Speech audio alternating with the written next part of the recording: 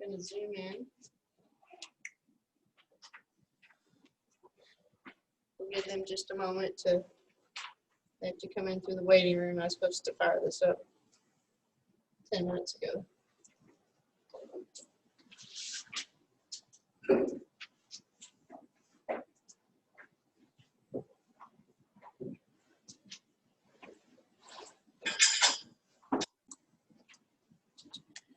All right. So tonight we're excited to talk about Chapter 9 and Chapter 10. Okay. I will tell you that when I was making the schedule, I did pay attention apparently tonight real well, because these were two of the longest slide presentations throughout the program. So, and these are the focus slides. So these aren't even the comprehensive slides. The comprehensive slides on these are over 250 slides a piece. So yeah, this is quite narrowed down. So last night we got through Chapter 9. There's a lot to talk about in this chapter, and I feel like this will be very beneficial to you. I almost feel like when I was prepping for this, that as I went through the slides, it almost went, it pretty much, if you pull out your National Register skill sheets, this presentation just breaks everything down for you, okay? So if we only get through this tonight, I'm going to have to video record in the morning for the other class anyway, so I don't want to get halfway through it and have to stop like we did last night. So, well, we can, we made it halfway through that airway lecture, and I just don't feel like that's the way to go. Okay, so we're going to talk about patient assessment. So I'm going to give you guys some breaks, because last night people were like, you started looking around the room and people were like, oh dear God. So we'll take some breaks. Okay, so I'm not going to make you sit here and for 2 hours and not get up. Okay. All right.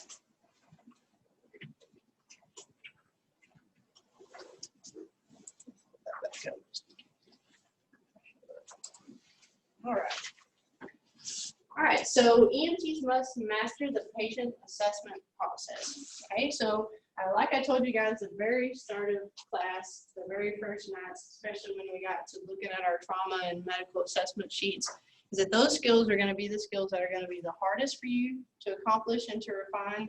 And even after you get out to the field as a licensed EMT and you start working, you still will continue to refine this process for yourself for years. Okay. This is an ever-changing process for each person. I will tell you that my flow in doing patient assessments, and that's the thing, is those of you that have done clinicals, you probably even heard your preceptor say, I do everything that's on that sheet, but I may not do it in the exact order that is on that sheet. In my head, I'm doing all that stuff, but I don't go BSI, scene, save, how many patients do I have? That's all going on from the time we get dispatched to the call, okay? So over the time, you're going to adapt this. It will become your own flow, all right? But while you're in here, we have to make sure that we get that National Registry sheet down, okay? Those of you that came to PTEC last weekend learned some even different assessment tools, learned how to better interact with patients, learned how to have empathy, how to have a systematic process every patient, every time, okay? So, like I said, next EMT class, that's going to be mandatory, because I think it's good for you guys. I think it will help those of you that came drastically, not just in here, when you get out in the field. Those concepts will make a huge difference in your career, okay? So this stuff is important. This is where things start to get good for you guys, all right? The assessment process is divided into 5 parts. Just like you look at your National Registry sheet, there's 5 parts on that sheet, whether it's trauma or medical, all right? Rarely does one sign or symptom show you the patient's status or underlying problem. So we must be investigators, because just when you think, yep, that's what it is, that's what's going on, you find something, or you get a set of vital signs, or you get some medical history, and you're like, well, that's not it. Now I got to think about something else, okay? So that's why doing a good systematic patient assessment is very important, getting that sample history. Even, if they say, well, I don't have any medical history, but they have a bag full of a Ziploc baggie full of pill bottles, you probably should go through those pill bottles, and that's going to tell you a lot about what's going on with your patient, okay? All right, so your evaluation of the conditions in which you will be operating. So that's your scene size up. Like I said, for me, this starts the moment the tones go off and dispatch starts talking, okay? I start to create this scenario in my head. You know, this is what we're going to, you know, and it may be very minimal information, but I at least know the address I'm going to. Is it a residence? Is it a business? Things like that. Is it an industrial facility? My brain starts working from the time the tones go off. All right. So we always have to maintain situational awareness. So I know in the climate that we live in, and for those of you that have law enforcement background in the room, you know the climate in which I'm talking about. Okay. So I will tell you that I subscribe to all the things. So GEMS, EMS1, National Association of EMS Educators, NAMT, which is National Association of Emergency Medical Technicians. Okay, I subscribe to it all. So every day I'm getting emails and newsletters and this, that, and the other. And every single day there's an article about an EMS professional somewhere in the United States being killed in a accident, being assaulted on the scene, stabbed, shot, punched in the face, spit and kicked on, ambulances being stolen every day, okay? So it exists for all of us first responders. You know, there were several years ago where there was multiple issues about people setting fires at their homes. Fire departments would show up on the scene and someone would unload fire upon them. Anybody remember the incident that happened in New York State? It's on the national news a few years back. Maybe fire background folks remember that at all? Yep, years ago, absolutely. There was a pretty significant incident that happened up in New York State.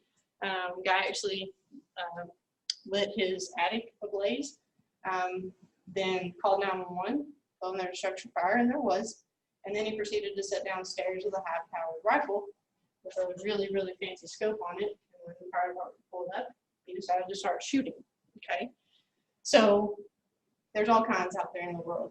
Okay, so just when you think, oh, I'm just going for something simple, okay, something simple can turn into something not so simple. So always having your head on a swivel, being situationally aware, okay, your safety and your partner's safety always comes first. There has been times I have had to back out of a scene and leave, okay, because the scene has become unsafe. And it usually happens in moments where you don't expect it at all, okay? All right, so your scene size up combines an understanding of the situation and conditions prior to responding. So again, that initial dispatch information that you get, and then observation of the scene. So I'll tell you that, like, especially on motor vehicle accidents, as soon as I get to the point where I can start to make any kind of, you know, get any kind of visual on a motor vehicle accident scene, my scene size up starts. And that may be a mile away, okay? But I'm starting to look at what's going on. Is there power lines around? There are a bunch of trees. I need a helicopter. Can I land one here? Am I out on 50 highway where the traffic never pays attention? You could have 4 fire trucks and an ambulance and highway patrol and 10 emergency vehicles out there, all with flashing lights on, parked the way they should, and people still won't pay any attention to us, okay? So here in Johnson County, 50 highway is a huge hazard. If we go out there, and last year I had an EMT student riding with me, and we went out to 50 highway there was 7 vehicles involved. I don't know what they were doing, but wound up being a rear-end style NBC, and they're all spread down the shoulder. And I had an EMT student with me, and he decided to go around on the lane side of the cars instead of walking along the ditch. And immediate reaction, I don't have kids, but it's one of those like mom reactions where you just like reach over and snatch him and like drag him back across. I'm like, I have this huge fear of someone getting hit out on 50. I ran a trooper years ago. Somebody was rubbernecking, hit his patrol car, and he literally had a tear in his pants where the patrol car slid just fine, just enough, barely missed him. Okay, if it would have hit him, it would have killed him.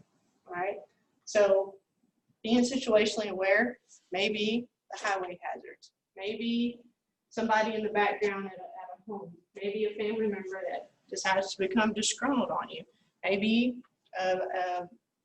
at the nursing home, and you have a staff member that becomes disgruntled with you, okay? You never know where things are going to show up. All right, so issues can range from minor difficulties to major dangers. Do not enter until the scene is safe for you and your team, okay? So like I said, here, and I can't speak for everywhere. All I can speak to what I know. But here, for the most part, if our dispatchers even have an inkling that something's wrong, they're going to have a stage and send them all, okay? But that doesn't happen everywhere. Sometimes you have to be the one making a judgment call and going, something about this seems really fishy. Or you just get that gut feeling and you say, hey, send law enforcement with me. Or I'm going to stage till law gets there, okay? There's nothing wrong with that. Sometimes your gut instinct will keep you out of some sticky situations, all right? Again, consider traffic safety issues, all right? Like I said, you're out on 50 highway, huge hazard. It doesn't matter. You could have like one of the road guys out there holding the slow down stop sign with cones, and people aren't going to pay any attention to you being out there. Okay. Consider environmental conditions. So we all know that winters here in Missouri can be very unpredictable, right? We say Missouri is a little bipolar. There's that meme about, you can't have all 4 seasons in one day. The state of Missouri says, hold my beer, right? So you just never know what you're going to get. So you take 50 highways and the hazards it already presents, and then you add a layer of ice to it. Do you think people slow down? Do you think people pay any more attention to your flashing lights and your ANSI vest and all the appropriate things that you're doing right? They don't, okay? So then you're out walking around on a slippery surface with vehicles not paying any attention, flying by you, okay? So that you have to be hyper vigilant, okay? Maybe that you really have to be mindful about where you park your ambulance. I always tell my EMTs, if there's a crossover, park in the crossover. If there's a driveway or county road going off of 50, I don't care if I have to walk down the ditch for a quarter of a mile to get back to the scene. If there's no critical patient, park on the county road, we'll walk down the ditch, okay? And that's just experience over time. I've seen too many bad things happen. We've had some ambulances here at JCAT get rear-ended. I had an ambulance several years ago get rear-ended up on 13 highway, totaled that truck. Luckily, our crew had gotten out of the truck and had proceeded to walk away from it before it got hit. Okay? Car went around a fire truck, wound up rear-ending back into one of our ambulances. That's a pretty big feat on 13 highway to make that happen, but it happens. Okay. All right. So forms of hazards can be environmental, physical, chemical, electrical, water, fire, explosions, and physical violence. So hazards can come from anywhere. And just when you think something won't be a hazard, it can become a hazard. All right. So you watch everything. You pay attention to everything. Be aware of scenes that have the potential for violence. So you respond to a domestic violence scene. Law enforcement gets there, secures the scene, has you come on in, and there's more people there than there is you and law enforcement, and they decide to get in a tussle again. You can find yourself in the middle of a sticky situation there. Years ago, are any of you old enough to remember the riots down on Pine Street, where we had to have Warrenburg Fire bring out their fire trucks and use water cannons on crowds of folks? Okay, that happens right here in Warrensburg, which luckily they've kind of restructured the thing called the district now. I'm too old to go down there, so you use him students. Is that what they call it? The district? Yes. Pine Street? I don't know, what do they call it? It's the district? Okay, all right, I figured somebody would know. I don't want to come run any of you down there. So, yeah, okay. So, we used to have Club Blue down there and some other things that would attract audiences from the city, from St. Louis. They come all over to come here, go to Club Blue. We used to have the dew drop out in Knob. So you get a bunch of Air Force guys. Jason, were you at Whiteman during the dew drop days? Okay. Well, so we used to have a few dynamic establishments here in Johnson County. Used to have a whole lot more strip clubs than we do now. So we'd get all kinds of fun folks that would come down from the city, show up here from St. Louis. And it was all shapes, forms, and fashions that would come here. Ran a couple gang-related shootings in downtown Warrensburg over the years. So you just never know what you're liable to get. And rural EMS, I tell you what, people are like, oh, those country bumpkins, you know, out there in the sticks doing EMS, this, that, and other. Rural EMS is not for the faint of heart. I will tell you that. Those city guys, they can't come down here and hold their own with us. I'm like, you can't, yeah, you just keep talking crap, okay? Now, mind you, I wouldn't want to go to city work. I couldn't work in that environment up there. I couldn't do the whole 5 minutes from a hospital, throw them in the truck, and I couldn't do it. It's not my thing. All right, so again, an emergency scene is a dynamically changing environment. Like I said, it can go from your most simple, basic emergency call, and next thing you know, you're screaming for help. Some disgruntled family member showing up on scene, or some family member shows up on scene trying to tell the patient what to do, and next thing you know, they're in a physical altercation. Been there, done that. Like, you know, mom and daughter are like duking it out in the living room, and mom's had chest pain, and you see go to the hospital, and next thing you know, you happen to leave because there's a domestic dispute in front of you. Okay. All right, so determine your mechanism of injury and nature of illness. So calls can be categorized as medical conditions, traumatic injuries, or both. Okay. A few years ago, any of you rode with Matt and Andrew? Matt Black. Have you rode with Matt Black? Yes, no? No? Okay. All right, so he's one of our more experienced EMT guys, a big guy. Luckily, I was working with him that day. And so we got towed north of Knob for a motor vehicle accident. When we get there, and there's an airman that had stopped and was doing CPR on this guy that like was thrown into the passenger seat of his pickup. He's an elderly gentleman. So luckily, like I said, I had Matt with me, because if I didn't have Matt with me and I had my regular partner, it would have been a hot mess express. We got him out of the vehicle and up on the roadway. And, you know, so we got towed to a motor vehicle accident, right? So the more I get to looking at this man, the more I get to assessing him, because I finally have enough hands to start doing compressions and ventilations, and I'm getting the monitor on him and, you know, starting to do all these things. And the more I assess and the more I look, I'm like, So this bystander walked up that had been driving behind him, and he said, this guy, he's like, we were just tooling down 23, doing about 55, 60 miles an hour. And all of a sudden, he just took a drastic left-hand turn into the tree, like all of a sudden. So, you know, we got to working him, and we're getting some readings on some things and physical findings. And I'm like, well, something medical happened before the trauma happened, okay? So it kind of changed my treatment a little bit, changed some of my thought process. A lot of times we won't work traumatic arrest, but, you know, doing an assessment, gathering some scene information, it kind of started leading me down a different track. So, you know, come to find out, he'd had a massive heart attack while driving 55, 60 miles an hour down the highway, jerked the wheel, and head on into a tree. Okay, he was under strain, so kind of complicated things. But the medical happened prior to the trauma, so I wound up working it, transporting to Western Missouri. But most of the time, we wouldn't have worked that typically. Okay, so sometimes you have to dig, even in those moments where there's a lot of stuff going on. You're a critical patient, you have to dig. Okay? All right, so with your traumatic injuries, you need to determine your mechanism of injury. What caused the injury? Okay. You can have blunt and penetrating trauma. It could be crush injuries. You just need to, you know, it's as simple as, how did you get injured? You get dispatched to a motor vehicle accident. Obviously, they were in a motor vehicle accident. But did it roll? Were they T-boned? You know, is this rear end collision? Where's your damage? Is there interior compartment intrusion? Steering wheel bent? Windshield starred? All those types of things have to start going through your mind. All right. So it's not just, well, the mechanism of injury was a motor vehicle accident. What type of motor vehicle accident? What speed in which were they traveling when the incident occurred? Okay. All those factors go into your mechanism of injury. Okay. All right. So medical patients, you need to determine the nature of illness. And this is usually just as simple as asking someone who's responsive, what is wrong? What's going on with you today? Okay. What made you call 911? Okay. In a polite and professional manner, it's easy to say, you know, what's going on with you today?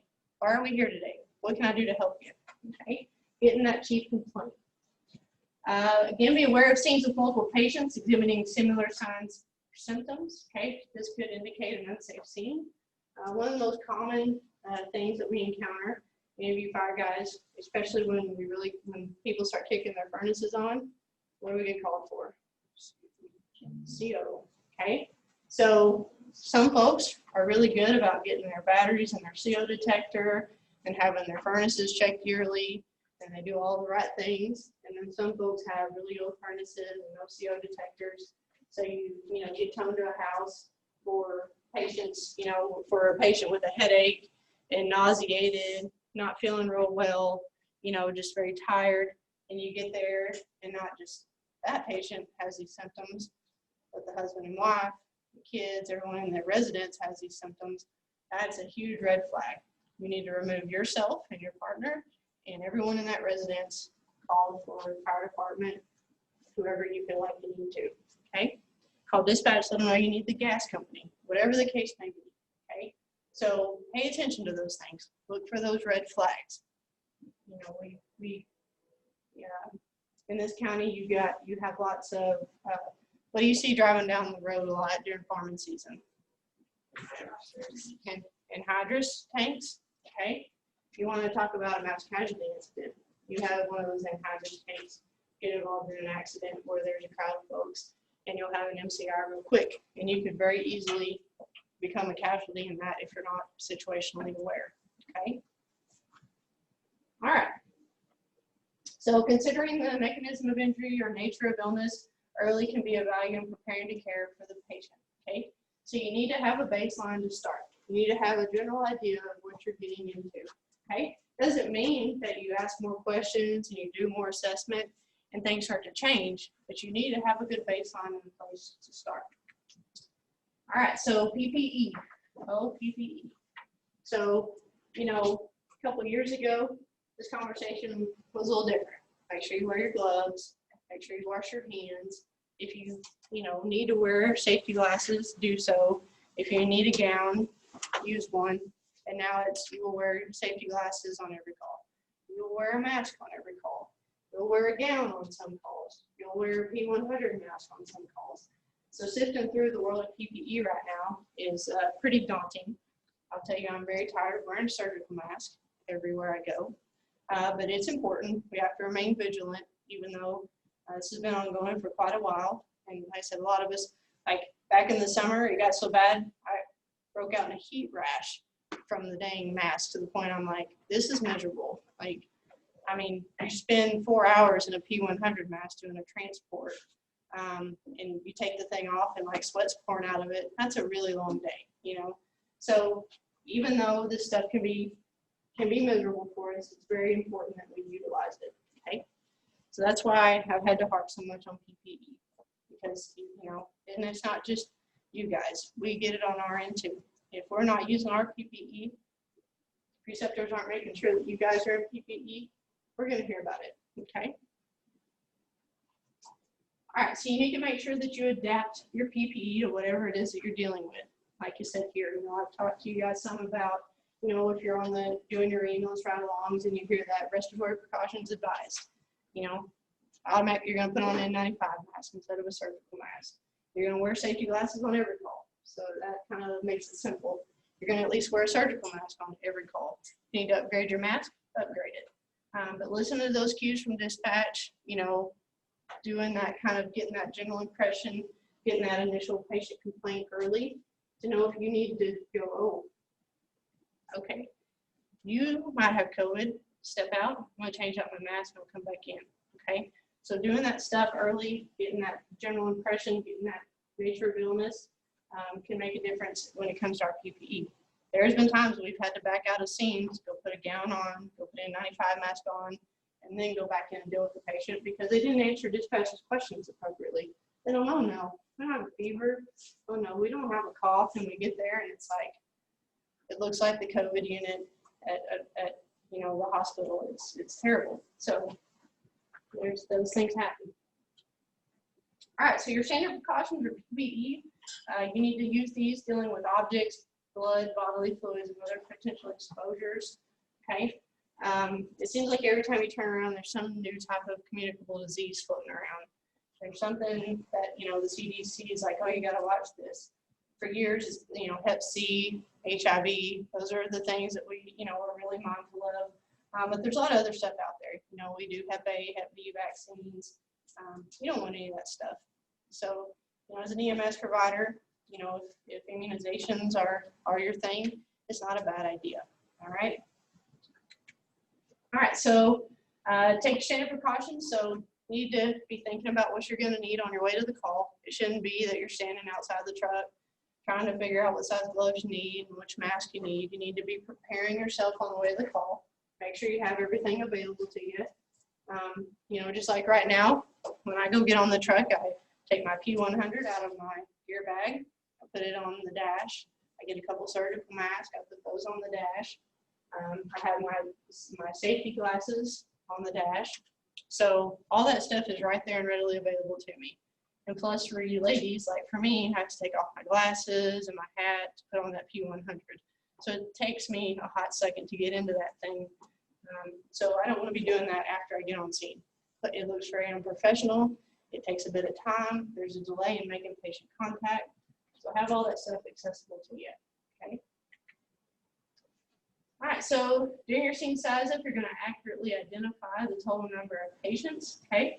So this is critical in identifying if you need additional resources, all right? So if you're a BLS truck, it's just you and your partner, and you roll up on an MVC, and there's 10 patients, you're going to need help, okay? So doing a quick triage, identifying how many patients you have, getting more ambulances rolling towards you, supervisors, you need fire verification, you need law enforcement for traffic control.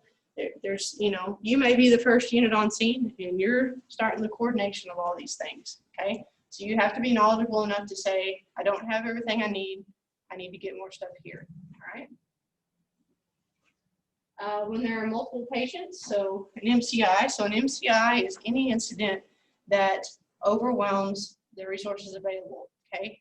So here at JCAT, if we have 5 of our 6 trucks on 911 calls, and that 6th truck gets a call, and that is an MVC, and that MVC has 2 patients, that 2-patient MVC can become an MCI, because that is now overwhelmed the resources available to the district, okay? So even the simple stuff that on a normal day wouldn't be an MCI, on some days can become that. So knowing that, hey, I'm out of trucks, and I've got 2 patients, and I can't put those 2 patients in the truck together, I need another truck. Well, I'm going to mutual aid an ambulance, so I probably should get that started, okay? So, you know, maintaining system awareness, maintaining resource awareness. If I need a mutual aid ambulance, if I'm up north, you know, 13 in the county line, what ambulance is going to be closest to me, okay? So being aware goes a long way. All right, so some specialized resources. So that just may mean that you need an ALS intercept with a paramedic. Could be air medical support. You know, we talk about helicopter usage a lot here. It's something that we don't use a whole lot of. But if I'm here at this station and I get toned down to 2 highway south of Leeton for a motor vehicle accident with ejection and a patient that's unresponsive and all these other things, you know, from that scene to the comprehensive level 1 trauma center that I need to take that patient to based off of the information I'm gathering from dispatch is an hour and 20-minute ground transport. And that's even if we're booking it. So that may be a time where I say, okay, dispatch is giving me all this information.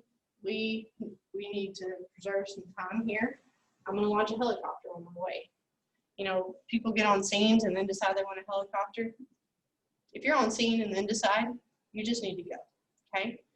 You're not saving anybody any time, all right? So knowing where you're going, knowing the areas, you know, the areas of your run area, knowing from the southeast corner of the county to Research Medical Center takes me this amount of time. So if I have a time-sensitive patient, you know, a stroke, patient having a stroke, a patient having a heart attack, or a patient with significant trauma, it's going to take me an hour and 15, hour and 20 minutes to drive them there. Okay, maybe I need to call a helicopter. Well, it's raining and they're not flying. Well, we're going. Okay, but being situationally aware, knowing where your resources are, knowing that if your patient becomes unstable, where your next hospital stop along the way is, all these things get really, really important. Fire departments and then law enforcement. Okay, so here in Johnson County and most of the surrounding counties have fire districts. So here in Johnson County, you know, we have one side of the county that does specific things, and then the other side of the county does a different set of things. But you have to know where you're at, which agency's responding, which station's responding, what station's close to you, what resources do they have. If you need a rescue truck and you're on the eastern side of the county, you know, but you're way down in South 23, you know, it may be better to call Knob Noster Fire to head your way instead of waiting for Station 1 to roll out the door. So knowing all these things and becoming more situationally aware as you get experience will be very helpful for you. All right, so to determine if you require additional resources, ask yourself, does it seem to pose a threat to me, my patient, or others? So do I need law enforcement? Do I need a supervisor? Okay. How many patients are there? Is there more patients than me and my partner can handle? Then we need more resources. Do we have the resources to respond to their conditions? I'm the last truck in the county. They just dropped an off-haul. Where's my closest mutual aid ambulance, and how long is it going to take to get here? Okay. All right, so your primary assessment begins when you greet your patient. So this is that bird's eye view. I've got my eyes on them, and I'm looking at them as I'm walking to them. Okay. My general impression starts as soon as I lay eyes on my patient. Okay. I'm looking at, are they awake? Where are they at? You know, is this a medical call? Is this a trauma call? You know, what are we dealing with? Right. And as I continue to get closer to them, I'm taking in everything. I'm taking in my surroundings, any smells, any bystanders, all the things, okay? I'm paying attention to everything. The goal is to identify and initiate treatment of immediate or potential life threats, okay? So physically examine the patient and assess for level of consciousness. You know, are they awake and able to answer questions? Are they awake but confused? Are they unresponsive? Their ABCs, so, you know, are they have an open and patent airway? Are they breathing? Is it adequate? Do I need to support their airway breathing? You know, what's their skin color? Do they have a pulse? You know, or do they have a radial pulse? If they don't have a radial pulse, do they have a carotid pulse? You know, if they don't have a carotid pulse, well, things just kind of took a turn for the worst, all right? But you have to be systematic about this.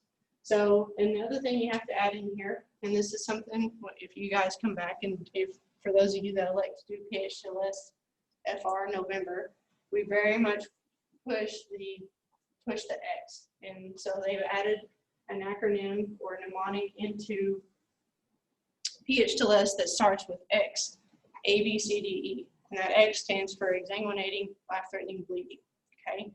Because if someone has a life-threatening arterial bleed and you delay care or delay stopping that bleed and their entire blood volume is gushed out onto the ground, doesn't matter if they have an airway and they're breathing, there's no more hemoglobin in their body for oxygen to latch onto to be carried around. They're going to die. So stopping that exsanguinating life-threatening bleed is our first priority, okay? All right, so your general impressions form to determine the priority of care.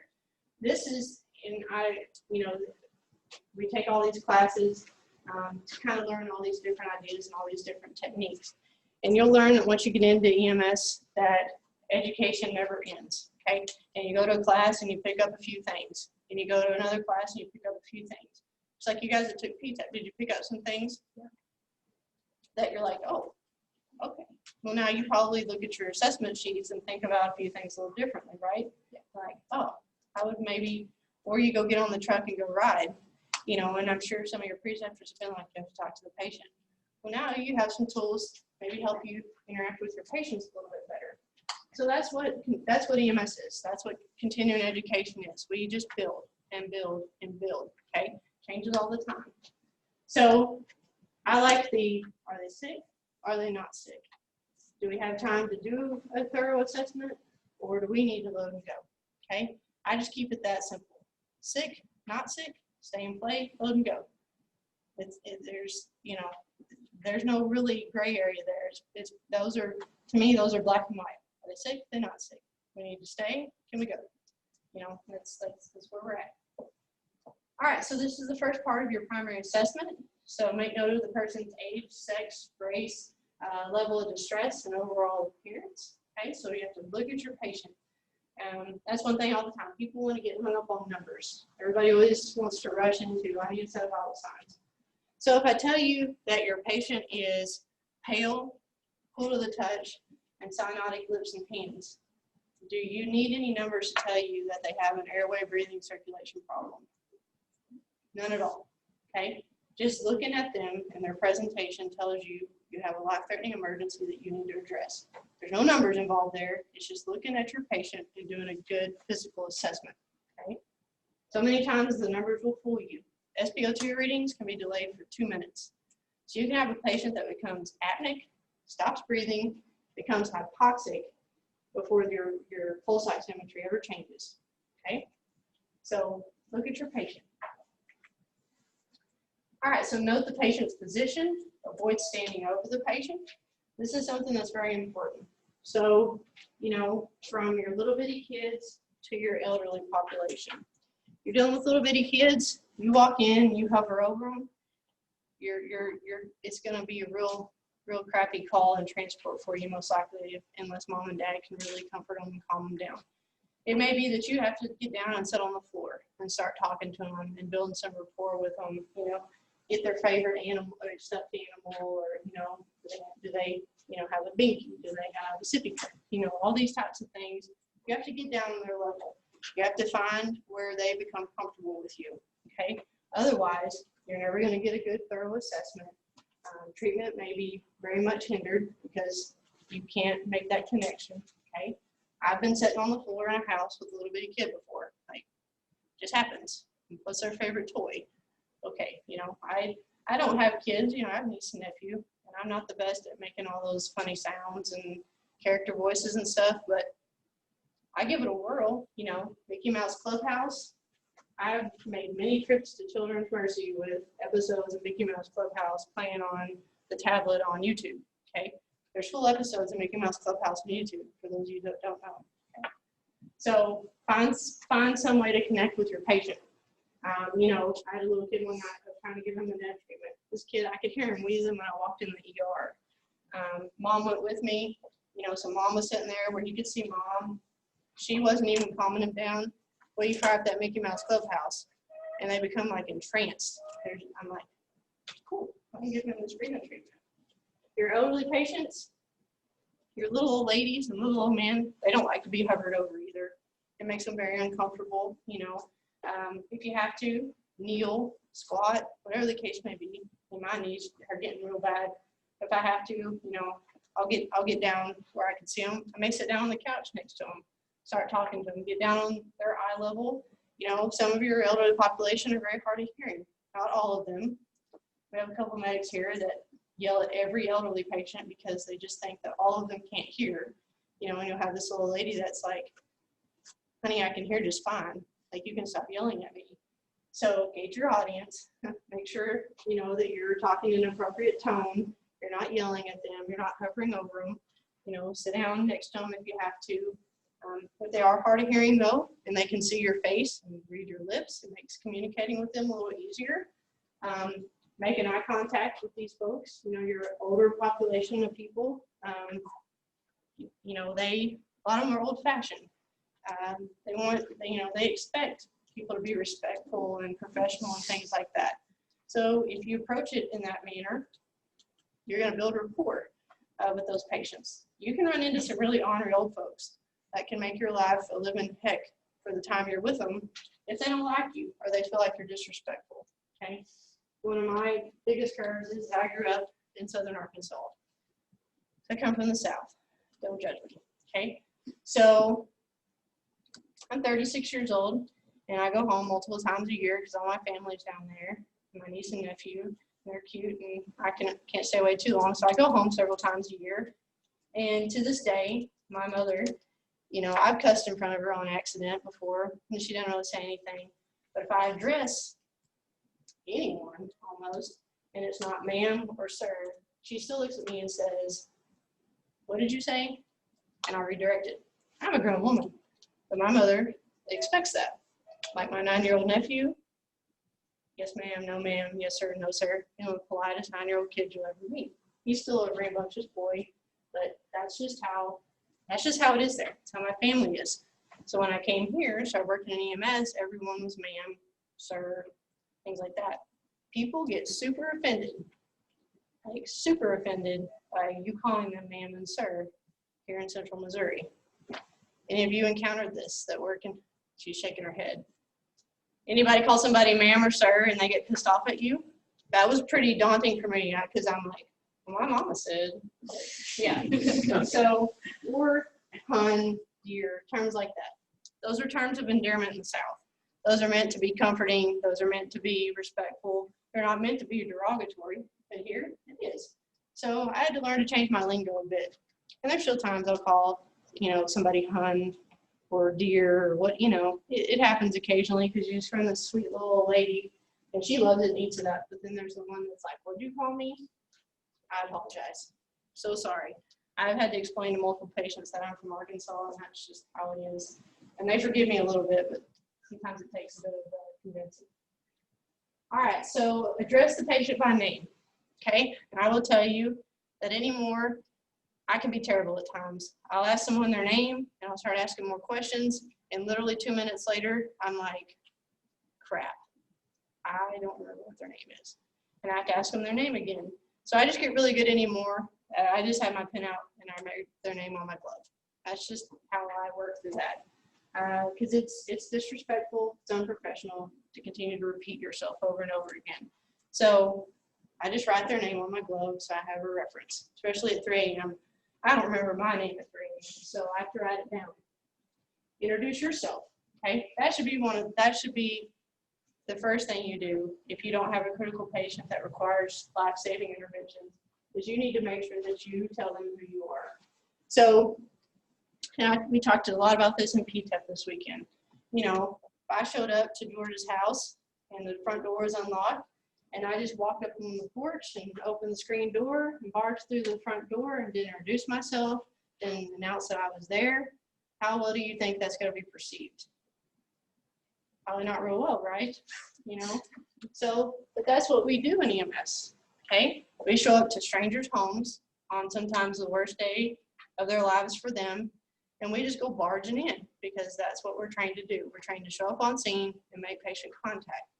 So we've had some incidents over the years where EMS crews have done just that. They showed up on scene, donned all their PPE, grabbed their radio out of the truck, grabbed their bag, and barged into the wrong home. How do you think that has went over? We're lucky someone hasn't gotten shot, okay? So that goes back to scene safety. Make sure you're in the right place. Make sure you knock on the door. It takes 2 seconds to knock on the door, even if the front door is open. I stop at the front door every time. Even if someone's in the front door waving at me, I get there, I'm like, where am I going? Before I enter their home, I want to know where in their home I'm going. Go in and go past the kitchen and go down the hall. Okay, cool. But I've made contact with them. They've given me that permission to come into their home. We're good, okay? If I get to a home and the front door is open, but nobody's standing there waiting on me, I still knock, I open the door, and I announce myself, EMS. And I usually wait for someone to respond before I walk in the door, okay? I want to go home when I get off. I want to go home when my shift's over, okay? And then I want to introduce myself. I'm Paramedic Hollis with the ambulance district, okay? However you want to put it. A lot of times it's just, I'm actually, I'm here to, what can I do for you today? Okay, some people like their title. I don't care. You can read it on my shirt. This is what I am. A lot of people just like, that casual, hey, I'm Ashley, I'm here to help you. Whatever it is, find something that works for you, but make sure that you introduce yourself. Make sure that you that you make people aware you're coming into their home, okay?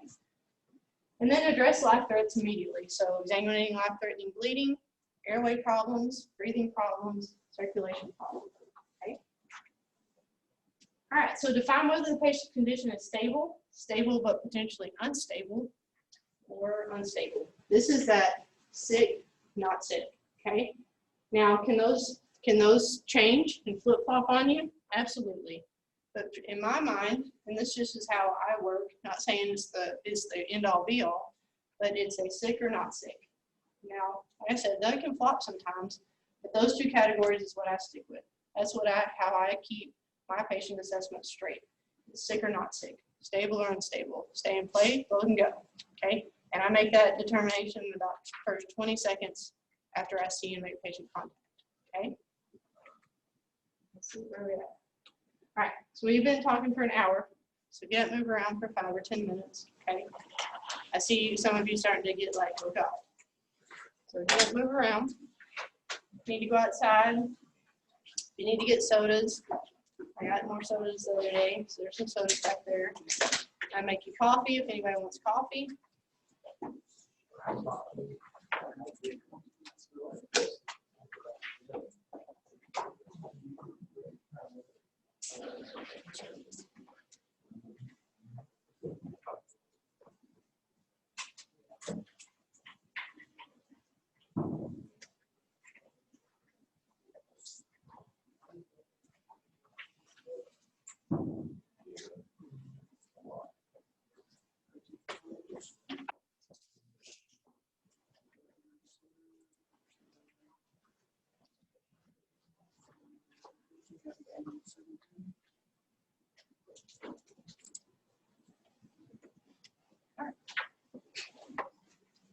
Make sure we're back to recording. All right, so assessing level of consciousness. So this can tell you a great deal about the patient's neurologic and physiologic status, okay? So assessment of an unconscious patient should be focused on taking care of any life-threatening things, maybe bleeding, and assessing your ABCs, okay? Conscious with an altered LOC may be due to inadequate perfusion, medications, drugs, alcohol, or poisoning. So your altered mental status patients, these can be some of your most difficult patients to assess, okay? You know, sometimes it's very obvious what's going on. You know, you have an intoxicated individual that reeks of alcohol. You check their blood sugar, it's normal. You know, you get the report, they've been at the bar for several hours and been drinking. They can't answer your questions appropriately, and they're slurring their words and things like that. You can probably lean on that, you know, alcohol intoxication path. Then you get into your elderly population, especially elderly females. They get UTI. Anybody work in nursing home facilities in here? At any point, Miss Brianna has. How well do your elderly females deal with UTIs? Not good. They become altered very quickly. They can become septic very quickly. They can go from the conscious alert Norton times 4 little lady that knows everything and as sharp as a tack, and a couple hours later she doesn't know her name, she doesn't know where she's at. So doing a good assessment, you know, finding out what patients' baselines are. You know, some of your patients, especially here in the Warrensburg and Johnson County area, you know, we deal with a lot of, you know, special needs folks. We have several facilities or homes here in the community that have those folks. So, you know, you have to find out what their baseline is. You know, is this normal? You know, if it's not normal, what's different today? You know, it may just be that, well, you know, typically they at least kind of wander around the house, but today they won't get out of bed, you know? So you have to get the baseline, you know? Not all patients are gonna fit a box for you, okay? All right, so here's a mnemonic that, you know, you need to just go ahead and stick in your memory bank, okay? So AVFU. So this is how we go about assessing responsiveness. So are they awake and alert? Are they responsive to verbal stimuli? Do they respond to pain only, or are they unresponsive? Okay. Orientation tests mental status, so evaluates a patient's ability to remember person, place, time, and event. Okay. And I will tell you that, you know, everybody likes to have their classic alert and oriented questions. Can you tell me where you're at? Can you tell me what day of the week it is? Can you tell me who the president is? Things like that. There are days that I have no clue what day of the week it is, and if I don't have my watch, I'm very lost. I'm like, I don't know. Well, yesterday EMTs were here, so it has to be either Wednesday or Thursday. Like, that's, you know, and I'm not an Alzheimer's dementia patient that I'm aware of, but I'm like, I don't know what day of the week it is. But if you ask me, there's a president, I can tell you. If you ask me how many orders earn $1.50, I can tell you, you know. So there's no set standard of questions. You can adapt your questions to your audience, you know. You get that little lady that is usually sharp as a tack, and she's been in a nursing home facility for an extended period of time.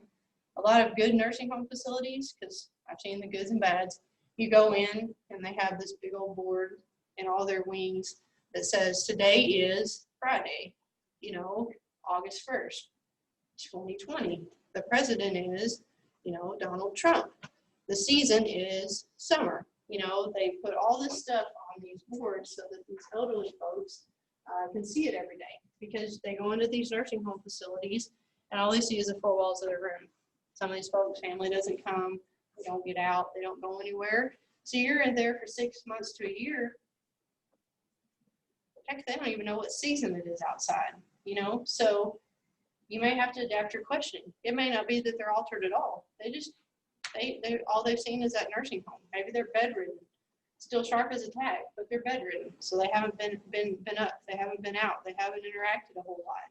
And it's sad. It's very, very sad to see it, but you have to be able to adapt your questioning to say, okay, it's fair that they don't know this, but let's try this set of questions to see if they can get that right, okay? All right, so identify and treat life threats. So a life-threatening condition can quickly lead to death, okay? Again, we go back to that X, A, B, C, D, E, okay? In most cases, begin with airway, followed by breathing and circulation. Again, I'm gonna put that caveat in here about it, the X. Any exsanguinating, life-threatening bleed needs to be addressed before your ABCs. Okay? In some cases, it's more important to address life threats to circulation first. Okay, so you can get out of order.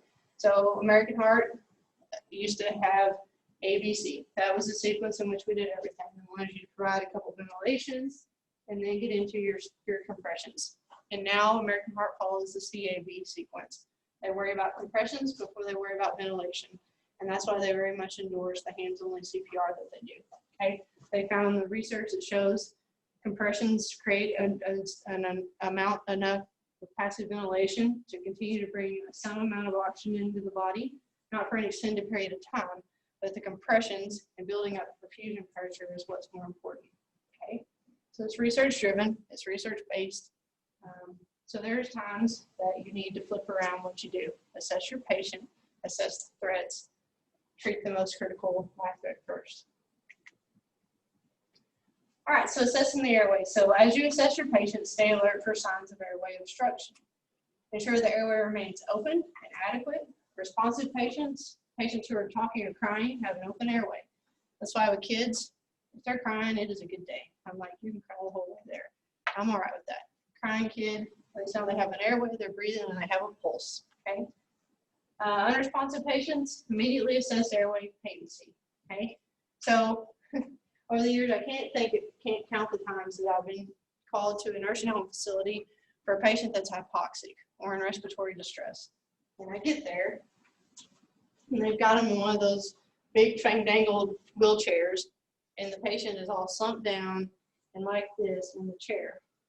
Well, yeah, they're hypoxic.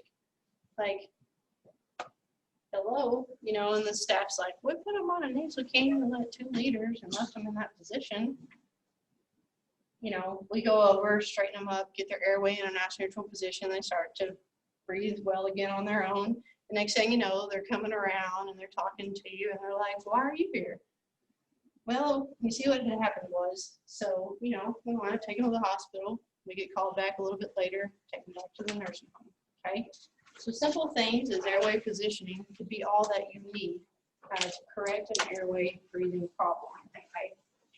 It never ceases to amaze me sometimes some of the things that you see, okay? All right, so assess breathing. So make sure the patient's breathing is present and adequate. So ask yourself, is the patient breathing? Is the patient's breathing adequate? Do I see good chest rise and fall? Does it appear that they're, you know, getting enough tidal volume that you are seeing the chest rise, okay? Is the patient hypoxic? How are you gonna know if the patient's hypoxic? Do you need your pulse ox to determine that? No? What are some physical findings you're gonna find? Cyanosis, okay, could be mild, could be extreme. It could just be lips, could be nail beds. You could have significantly mottled extremities. You don't need a pulse ox to tell you you have a problem, okay? All right, so consider providing positive pressure ventilations with any airway adjunct when the respirations are greater than 28 or less than 8, or 2 shall to provide adequate air exchange. Okay, so We always like to put ranges and numbers out there. I'll tell you that lots of folks are different. You know, it's nothing to run a COPD patient that's been sick for a couple of days, that didn't want to call you,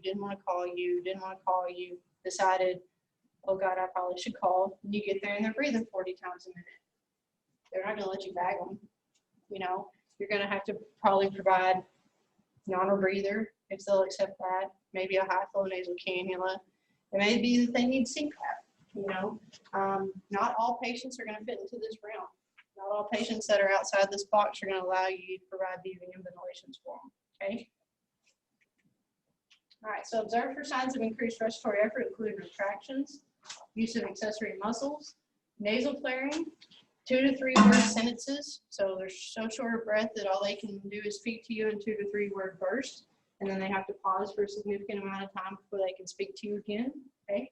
Those are the patients that you just get to the point, it's like shake your head yes or shake your head no. You don't want them talking any more than they have to. Tripod positioning, sniffing position, and labored breathing. Okay. All right. So respiratory distress and respiratory failure. So, you know, there's always this, you know, well, what's one, what's the other? Okay. So I will tell you that any patient that is in significant respiratory distress for any significant period of time, you always have to worry about failure. And sometimes the transition from distress to failure can happen rather quickly and unexpectedly. Okay. So you have that patient that's got that increased rate and work of breathing. You know, we see this commonly in COPDers. Like I said, they've been sick for a couple of days, finally decide to call you, and you walk in the door and they're like, help is here. And they just give up. I've like literally watched someone, like I walked in the door and they transitioned from distress to failure right in front of me. And I'm like, really? Like, come on now. But that's, people are like, help's here, I'm more out. Okay. So, you know, we wind up having to intubate them and ventilate, you know, put them on a vent and all those types of things. This happens, you know. I'd say COPDers are the most significant patients that we see this type of stuff in. Your asthmatics can go from, if not treated quickly, not identified quickly, they can transition from, you know, your just simple asthma attack to status asthmaticus, to their airway and bronchals completely clamp down and they no longer move any air, and they go from distress to failure without proper identification and proper treatment. Okay. So assessing your patient, doing that sick, not sick, stay in play, load and go. That first 15-20 seconds of making a decision about your patient's condition can make a big difference for them. Okay. All right, so circulation, so you're going to assess mental status. Okay, so mental status can be a huge indicator of circulation. Okay, you have a patient that is normally alert and orientation score that has been involved in a motor vehicle accident, you know, or some type of traumatic event and is altered.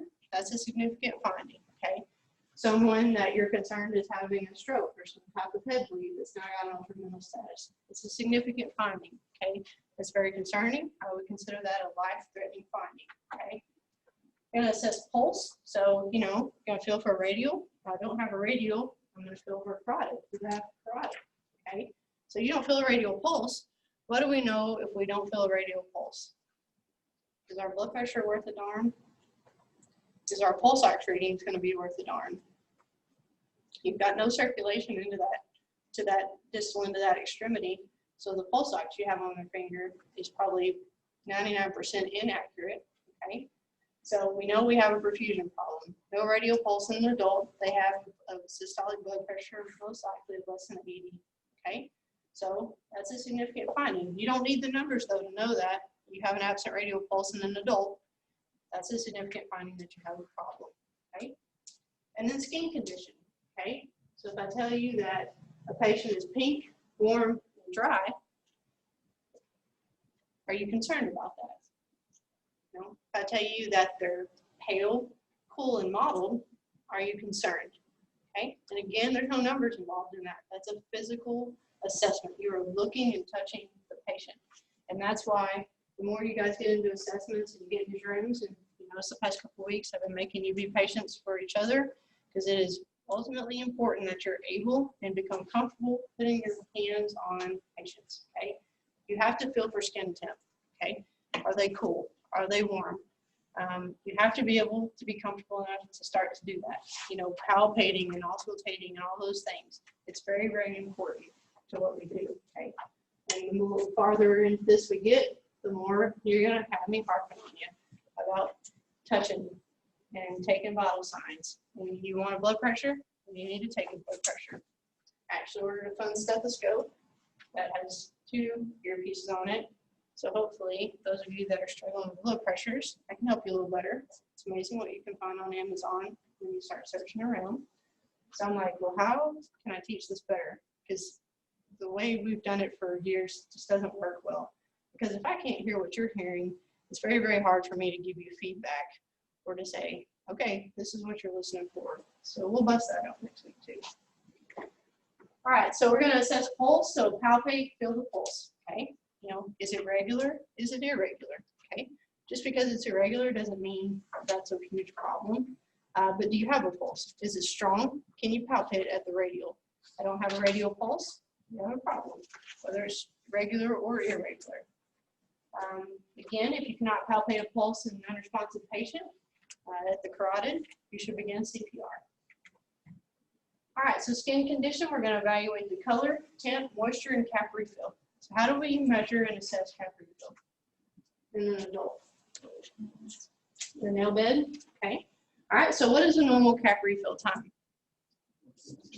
Less than 2 seconds, okay. So you get a cap refill that's slightly delayed, 3 to 4 seconds. That's a significant finding, okay. You have a perfusion circulation problem. Where do you think would be a good place to get a cap refill on an infant or a child listening of age? Your toes, big toe, probably be the best place to try on a little bitty kid, because our little bitty fingers don't have much surface for you to really press on. So I usually go for the big toe. That's my place to go. All right, so skin color. So poor circulation will cause the skin to appear pale, white, ashen, or gray. High blood pressure may cause the skin to be flushed and red. Okay. So like my dad, he had high blood pressure for years, and he's stubborn. But he was a welder, so for the longest time he just played it off. Even anybody that welds. When you get a welder's burn, like where their shirt stops and their hood stops, sometimes you get that ring of just red from all the welding that they do. Well, my dad just looked like that for years. Like his neck and the bottom of it, it's just from welding. It's just from welding. It was his chronic high blood pressure that he finally had to break down and get treated. Okay, so I always kind of like that's usually when I try to describe that type of physical finding, that's usually what I go to. People that have seen that welder's burn, that's exactly what it starts to look like, but it's chronic. It doesn't go away. Okay, so you may be dealing with somebody that has chronic hypertension, or this could be a hypertensive crisis type situation. And as an EMT, it's just going to be that you identify there's a problem, start providing supportive care, load them up, and move down the road. Okay. All right, so when blood is not properly saturated with oxygen, it appears blue. Okay. I think we've all got that concept down. Cyanosis is bad, whether it's an adult, child, infant, cyanosis is bad. All right, so skin temp again. So normal skin will be warmed at the touch. Abnormal skin temperatures are hot, cool, cold, and clammy. Skin is normally dry. Okay, now there's a difference in just, most of us in this room, so I'm talking about dry. Now you pinch someone's skin, so it's called tinting. So you see especially you see this in the elderly population in nursing homes a lot. You walk in, have you ever seen like the old folks that their skin is just flaking? Like there's just skin flakes everywhere, okay? And then you start to do your physical assessment, and you're feeling around and you pinch their skin and it just stays in that tinted position. These patients, the elderly population, a lot of them are dehydrated. So there's a difference in normal dry and too dry, okay? Skin that is wet, moist, or excessively dry and hot suggests a problem. All right, so we need to delve a little deeper. We need to assess some more things, need to figure out some underlying causes. All right. Again, your cap refill, we just talked about that. You guys got that down. All right, so assess circulation. So again, we're gonna make sure we address any external life-threatening bleeding. Should occur before addressing airway and breathing concerns. All right, so we're going to apply direct pressure while we're grabbing our tourniquet. Okay, you note arterial bleeding. You just need to go ahead and be getting your tourniquet out of your bag. Okay, we're not scared of putting tourniquets on anymore. You need to use it, you just use it. Okay, so when I got an EMS, they were tapping, you didn't use one. Like, you did not put tourniquets on people. And we probably had, I would hate to see the statistics from 15, 16 years ago on out of hospital examining life-threatening bleeding. It would be staggering if we looked at it compared to now, just because we were too afraid to educate ourselves. Okay, we were too afraid to adopt the military's way of doing things, and now we use what the military used for years. Okay. All right, so perform a rapid scan.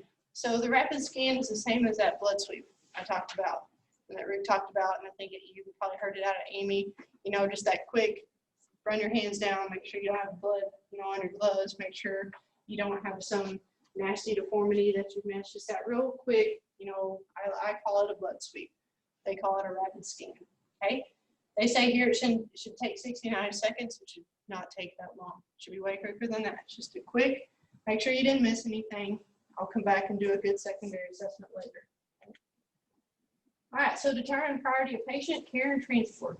Okay, so high priority patients include those with any of the following conditions: unresponsive, poor general impression, difficulty breathing, uncontrolled bleeding, or responsive and unable to follow commitments. Okay, these patients just go right on into that critical rapid transport category. Just check the box and go. All right. All right, so continue. So severe chest pain, pale skin, or other signs of poor perfusion, a complicated childbirth, and severe pain in any area of the body. Okay, now I will tell you that last one is a little bit relative. You know, assess the situation here. Okay, sometimes people are like, oh, it's 10 on 10 pain, but their vital signs, their demeanor, their, the way they interact with you doesn't paint that picture. So do a good assessment, find out what's hurting, what's going on, does something cause it, so that can be I can go both ways. All right, so we're getting into, this is talking about trauma care, okay? Called the golden hour or the golden period. This has been around for forever, okay? So this is a matrix that a bunch of trauma surgeons got together a long time ago and determined that this matrix in this time frame is what reduced morbidity and mortality in trauma patients, okay? With significant mechanism of injury, multi-systems trauma, the whole gamut of like level 1 trauma criteria, okay? So their idea is that we, from the time that the incident occurs, so incident occurs, EMS is activated, EMS makes patient contact, patient arrives at receiving facility, and that patient is provided definitive care, whether that's in an OR suite, which is usually where your trauma patients need to be, okay? They want all that to happen in an hour, okay? So think about out here where we are. There's times that even if I roll up on a scene and I chunk the patient in the back of the truck and I head down the road, it takes me an hour to get there, okay? So in theory, this is great, okay? But for some of us, we get a little out of this realm, okay? So our matrix, our protocol here at JCAT is that I have 12 minutes from the time I arrive on scene till the time I'm en route to a trauma center, okay? So if I get outside of that 12-minute window, they want to know why. I have to justify why I was on scene with a trauma patient for more than 12 minutes. I can start my IV going down the road. I can apply the cardiac monitor going down the road. I can strip them down going down the road. There's nothing that I can't do going down the road, okay? Now, patients entrapped in a car and it takes 45 minutes to extricate them. That's justifiable, but I have to explain that. I was on scene 45 minutes because the patient was trapped, and in that time frame it was required to get them properly extricated from the vehicle. But during that time, I better be providing good life supporting care, okay? So I'm in the vehicle, starting IVs and doing fluids and TXA and airway management, all the things, okay? I'm not just standing around outside the car going, don't those fire guys hurry up. Like, I'm in the car doing all the things for the patient, okay? So this is our goal. This is what we strive real hard to do. But again, out here in rural settings, sometimes it's hard. We try to make it, but we get a little out of that window sometimes. So the aim to assess, stabilize, package, and begin transport is within 10 minutes. They call this the Platinum 10, okay? And for some folks, you know, you get your array of folks that they're like, 10 minutes? Man, I can't do anything in 10 minutes. And then there's folks that are like, oh, 10 minutes, I could do it in 5. I will tell you that there are times that, and I'm pretty laid back. I'm systematic about what I do.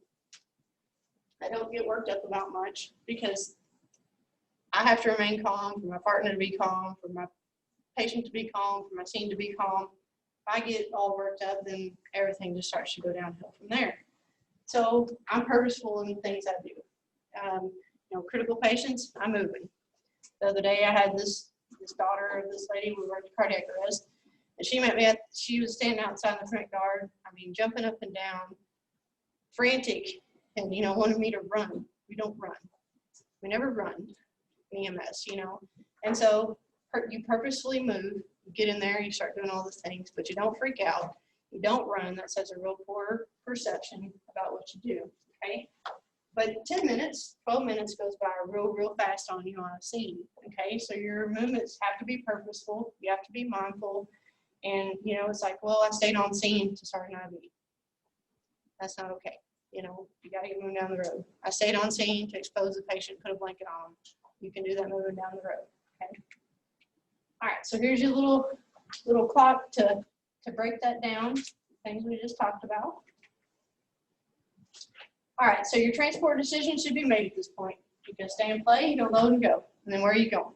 You're gonna go to the local facility, you need to go to a specialty facility. How far is that specialty facility, okay? So you're gonna base this on the patient's condition, availability of advanced care, distance of transport, and then local protocols, okay? So depending on where you work, they may have an algorithm that you have to follow about patient destination for certain patients, okay? Especially your TCD criteria. And if I hear me say that a lot, those are your stroke, heart attacks, and trauma patients. Those 3 types of patients are what we call time critical diagnosis patients, okay? We route those to specialty centers. All right, but we have to determine which specialty center, what level of care that they need. And we have some algorithms we follow to make those decisions. All right, so history taking. So it provides detail about the chief complaint and signs and symptoms. This includes your demographic information. All right, so this is where you're starting to get baseline vital signs. You're starting to get your sample history. You're starting to ask them any questions that you feel are pertinent at this time. You start to get all that demographic, name, date of birth, all those things, because that's important. People are like, well, it's not my job. It is your job to get name, date of birth, address. You want the billing office to be able to bill so that you continue to get a paycheck, okay? So it's part of our job as EMS professionals to get demographic information, get insurance information, get face sheets at hospitals. I always say this would be like my perfect job if I just could get rid of paperwork into things, because it gets daunting, but it's very much part of what we do. I know Melinda talked about documentation and stuff with you guys, but it's important. All right, so investigate the chief complaint. All right, so make introductions, make the patient feel comfortable, and obtain permission to treat, okay? I need to do an assessment on you. Are you okay with that? I need to take a blood pressure. Is there an arm that you prefer me taking a blood pressure, okay?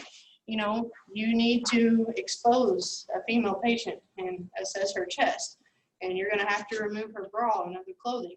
You need to make sure that she's well aware and is okay with you doing that before you just put your hands on someone, okay? So those are things you have to think through and think about. Sometimes we put the cart in front of the horse and we just start doing the things and not talking to the patient. It's not the way to do things, okay? Your patient's gonna get anxious, they're gonna get aggravated, and it may hinder you doing things. You start doing things without telling them, they may tell you to stop, or may not allow you to do another thing to them because you've offended them or made them feel uncomfortable or unmodest. Your elderly population are very modest. You get a teenage girl in the back of your truck, she's very, very modest. Know your audience, know where their comfort level is, explain everything to them, okay? If the patient is unresponsive, Gather information from people or clues, so bystanders on the scene, looking around the home, looking around the scene, maybe even looking in the vehicle, looking for a wallet, an ID that you can quickly grab and take with you. If you can't get a whole lot of information, and there's times where I'm like, I don't know nothing about this person. I've arrived at trauma centers with patients that are intubated, and I've done all the things to, and I don't even know their first name because there's no identification on them. We couldn't get a hold of anybody. But I'm going to treat them, So there's moments where you're like, well, what's their name? I don't know. How old are they? I'm going to go with mid-30s. I've made that radio report. I'm bringing you a 30-ish-year-old patient that's been involved in a traumatic incident. And I get there and they're like, we tried. There's those moments. And you think, really? Yeah. There's times where people have no identification on them. You find them down in the alley behind the district down there. Nobody's around. Nobody. No wallet in their pocket. They have no clue who they are. PD's not familiar with them. So you load them up, you treat them, and you take care of them. You'll figure it out at some point. PD will get involved and try to hunt somebody down that knows them. Okay. All right. Here's another mnemonic that'll be important to you. So OPQRST. So onset, provocation, quality, region or radiation, severity, and timing. Okay. So these are all important questions. So this, mnemonic is used more in your medical assessment, right? It's on your medical assessment sheet, not on your trauma assessment sheet. This will be something that you need to, again, another mnemonic to stick in your brain. You'll need it later. And then identify pertinent negatives. So things that you can, in essence, rule out. Okay, things that you're like, it's not that. Check that, it's not that. All right, so document those things. Write those things down. All right, so here's sample again. So signs and symptoms, allergies, medications, current past medical history, last oral intake, and then events leading up to the injury or illness. Okay, again, get real good at knowing what this mnemonic stands for and asking these questions. All right, so special challenging and obtaining patient history. So silence. Patients that I typically have the biggest problem with this in is incarcerated folks. You law enforcement folks, let's see. You're law, aren't you? Who else is law in the room? Are you law, Mr.? Anybody else do law enforcement? I was. You were? Okay. Have some kind of background. Do you find that incarcerated folks just are like, they sit in the back of the patrol car and stare at you, won't answer your questions, won't talk to you? We get caught out to the jail all the time. You get there because there's something going on, and they'll just sit and stare at you in handcuffs, and you'll transport them to the hospital, and they won't answer your questions. Those patients, you find patients that are very challenging. So it's doing a good physical assessment, or it may be that you even try to put a blood pressure cuff on them, and they're swatting at you. So you're just like, well, they're pink, warm, and dry. They're breathing adequately. They won't talk to me. They won't verbalize any complaints. So I'm going to monitor them and, address anything that changes. And we'll just go to the hospital, because that's all I can do. You will find yourself in that situation at some point. Overly talkative. It just may be where I see this a lot is the elderly folks that live alone. They have no support system anymore. All their friends are gone. All their family's gone. Kids aren't around. They spend all their time, by themselves, or them and the cat. They don't see people often. And so you might be the first human interaction that they've had in 6 months. So you encounter them and they just get to going, and you can't get a word in edgewise. And next thing they're telling you about something from 1932 that has nothing to do with what you're there for today. And so sometimes, depending on the circumstances, you may just let them talk because you realize that there's a psychological or behavioral problem that you're dealing with. Or you may have to redirect them, politely interrupt them, or kind of steer the conversation because they're sick and you need to find out why they're sick and what's going on in order to treat them. You have to gauge the situation. Okay, every situation is a little bit different. Multiple symptoms, I call this the polysymptoms. So you get that patient and you're like, well, what's going on today? What's bothering you? And they're like, well, last week it started with my big toe, and now it's my knee hurts, and I have this rash on my butt, and my shoulder hurts now, and my tooth hurts, and I have this ingrown hair on the top of my head, and they just go on and on and on. And next thing you know, they have 15 complaints. And you listen, and you know, it's like, okay. You know, I usually say, if you could pick one thing that bothers you the most, what is it? Out of all those things, we're going to make sure that they look at all those things. But tell me the thing that bothers you the most. Because I can't call in a radio report and talk about every problem from the bottom of their feet to the top of their head. I need to be able to narrow something down. What is the thing that bothers you the most today? I hear you on everything. Well, let's make sure nursing staff knows about all this stuff. I'll make sure that we talk about that when we get there. But pick one thing that's bothering you the most today, okay? Anxiety. So again, it's all ends of the spectrum here. You've got the 14-year-old girl that fell off the top of the cheerleading pyramid, broke her arm. Now she can't go to the national tournament, and she's freaking out, hysterical, and crying because, you know, she's a cheerleader, and she, you know, this is her senior year in high school, and she can't go. And next thing you know, you've got this, you know, 16-year-old girl with a broken arm having a panic attack, you know. Or is this a 16-year-old girl that's just been sexually assaulted, and you're a male provider, and she's freaking out, okay? Or is this a little old lady that fell and broke her hip in her home and is completely frightened and distraught that she may never come back to her home because she lives alone and she's now broken her hip, okay? So you have all ends of the spectrum. You have to figure out what it is you're dealing with and the best way about managing that, okay? Anger and hostility. So this switch can get flipped rather quickly on you. You can have a patient that you get good rapport with, you're able to communicate with, you know, whatever the circumstances are, and you think things are well, and then they flip a switch. And they go from being nice and cooperative to angry and hostile. Or you get a family member on a scene that gets angry and upset about what happened. Not at you, but maybe it's, you know, a dad of a girl that's been assaulted, you know, that decides to come unglued and take it out on whoever's closest to him, okay? Some of the patients that make me the most uncomfortable to transport to this day is people with a diagnosis of schizophrenia. Those patients make me very uneasy. I've had some bad experiences over the years. Like, I'm aware and I make myself mindful.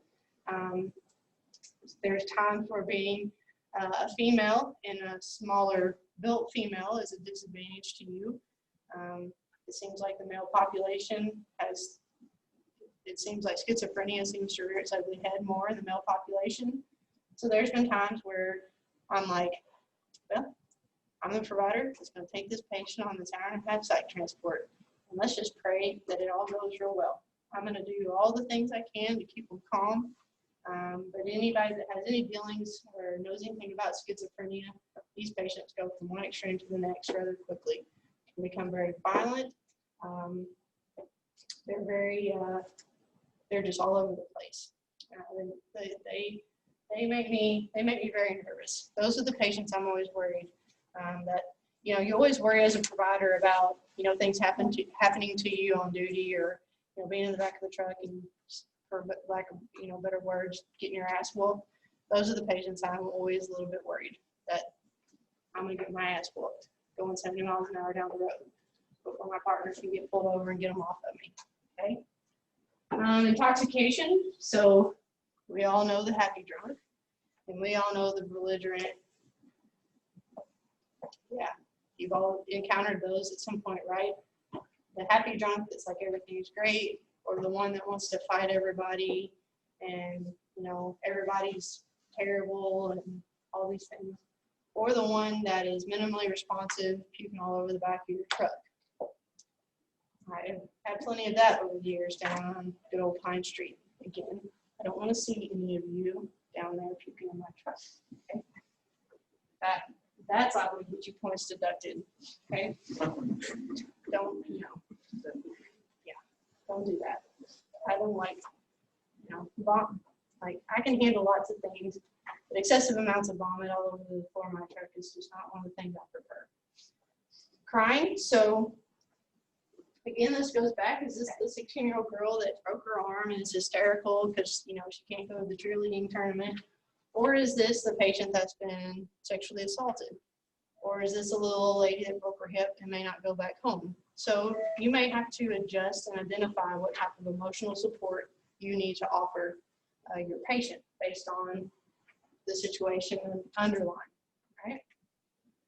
All right, so depression, this can rear its head in all kinds of places. We see, every year you look at suicide statistics just across the board. General population, first responders, it doesn't matter. Where you look at it, the numbers increase. And it doesn't have a specific, there's no target audience anymore for depression and suicide, okay? You see it in your very young. My dad is an assistant fire chief back home, and I don't do fire, but I don't know how I managed that, I just don't. I'm like, I guess all those years I saw him do it, I don't want to do it. But that's what he does, and they do first response with the ambulance service in Hempstead County in southern Arkansas. And so they actually responded out, and this is a call that really, changed my dad's perspective. He'd been doing this for all these years, and this call really hit him hard. It's a small community, everybody knows everybody. A 13-year-old girl going out in the backyard of the home, take her dad's 9mm handgun and shoot herself in the head. So if you look at anything about suicide statistics, females shooting themselves in the head is very unheard of. It's not your usual typical way to go about doing things. Females have a tendency to be more mindful about what they do. And so that was it was a revelation that anymore this can happen anywhere. You're starting to see it more in your elderly population, and it's usually firearm-related incidents. Again, you're starting to see that teenage dynamic. Those numbers keep going up every year, and the firearm incidents are becoming more prevalent there. You just never know. And unfortunately, for the most part, us as EMS providers we don't really get to catch this when it's a time where they can be helped. We usually intervene when everything's too late. Most of the successful suicides that I have ran over the years have been people that family and friends are like, I never ever would have saw that coming. I never expected that to happen. This person has never said a thing. They've never exhibited signs and symptoms. They don't have anxiety. They don't have depression. They don't take meds, okay? So this has a tendency to rear its ugly head in many forms, and sometimes for us as EMS providers, it's a form that is very unpleasant, okay?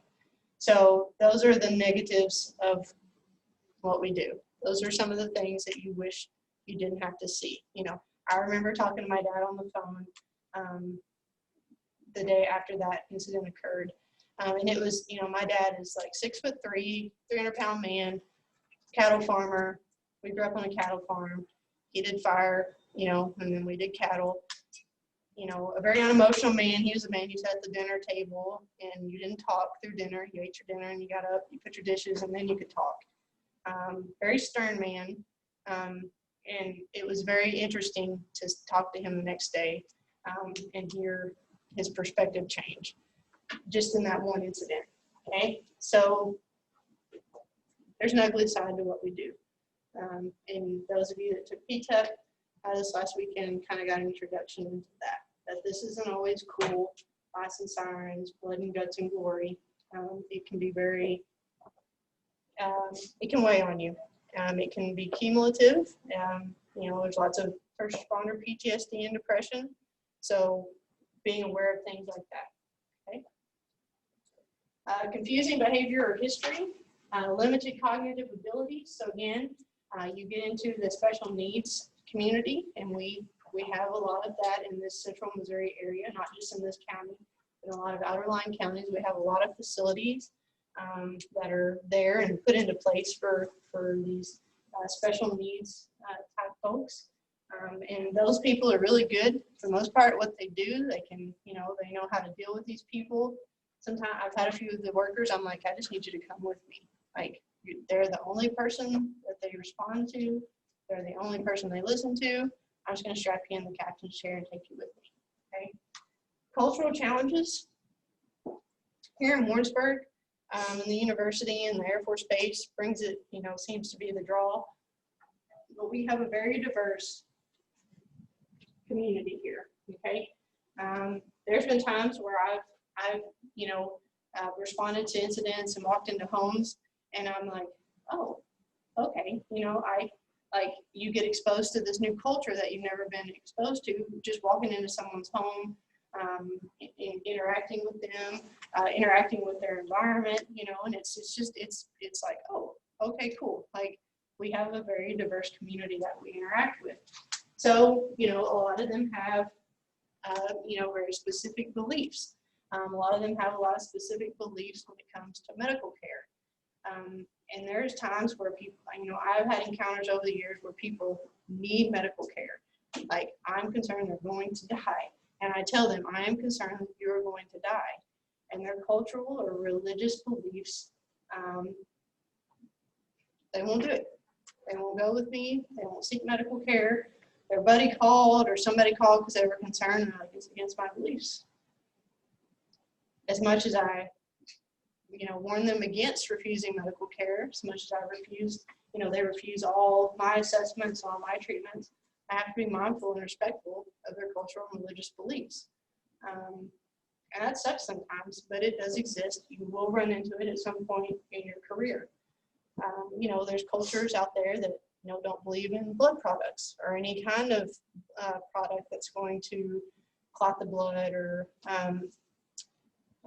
what's the word I'm looking for?